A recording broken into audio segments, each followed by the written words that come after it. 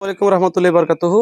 প্রিয় ফেসবুক বন্ধুগণ এবং আমাদের সকল শুভাকাঙ্ক্ষীগণ, আপনাদের আজকে একটা অত্যন্ত আনন্দদায়ক খবর দেওয়ার জন্য আমরা একত্রিত হয়েছি। আপনারা নিশ্চয় অবগত আছেন, আমরা বিরুবাড়ি ইউনিয়নের ৫ নং ওয়ার্ডে অবিরণ বেওয়া একজন অসহায় মহিলা ছিলেন, যার কথা শুনেছিলাম আমার প্রিয় রাশেদ ভাইয়ের মাধ্যমে। আমরা শুনে এই যে এখানকার প্রায় অধিকাংশ টিম আমরা এখানে এসেছিলাম সরেজমিনে তদন্ত করতে। আমাদের কাছে মনে হয়েছিল তার একটা ঘর বা গৃহ খুব জরুরি প্রয়োজন, এবং আমরা উপস্থিতভাবেই এখানে একটা ফান্ড কালেকশন করেছিলাম আলহামদুলিল্লাহ, যার ফলশ্রুতিতে এবং সকলের অক্লান্ত পরিশ্রমে আজকে আমরা এই ঘরটি উপহার দিতে সক্ষম হয়েছি। আমরা একটু কৃতজ্ঞতা প্রকাশ করতে চাই, কারণ কৃতজ্ঞতা বোধ থাকা খুব জরুরি। এই কাজটির নেপথ্যে কাজ করেছে আমাদের প্রিয় রাশেদ ভাই, যিনি এই বিরুবাড়ির সন্তান। এই কাজটির নেপথ্যে কাজ করেছে আমার প্রিয় ছোট ভাই আমাদের কাউসার।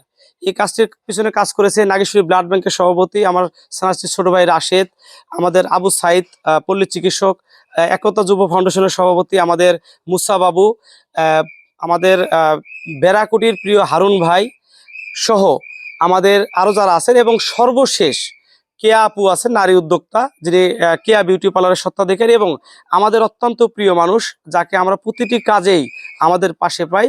আমাদের প্রিয় ভাবি, আমাদের প্রিয় বোন, আমাদের প্রিয় একজন হিতাকাঙ্ক্ষী, উনি হচ্ছেন আমাদের নাসিরা খন্দকার নিশা, সভাপতি গোল্ডেন হেভেন যুব সংগঠন এবং উদ্যোক্তা গোল্ডেন হেভেন বিউটি পার্লার।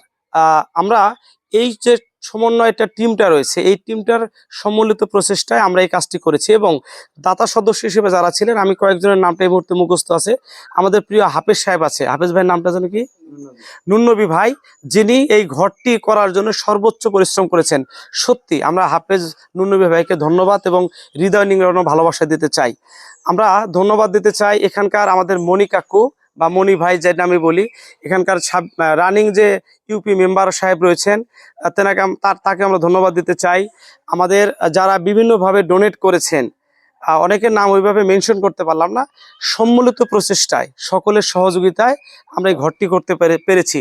এখানে ব্যক্তিগত কারো কোনো ক্রেডিট নেই। আমি বারবার যে কথাটা বলি, এটি হচ্ছে সম্মিলিত প্রচেষ্টার ফল। বাট আমরা উদ্যোগটা নিয়েছিলাম রশিদ মন্ডল ফাউন্ডেশন থেকে। আমরা রশিদ মন্ডল ফাউন্ডেশন থেকে এরকম কাজ নিয়মিত করে যাচ্ছে, ইনশাল্লাহ করতে চাই। আপনাদের সার্বিক সহযোগিতা এবং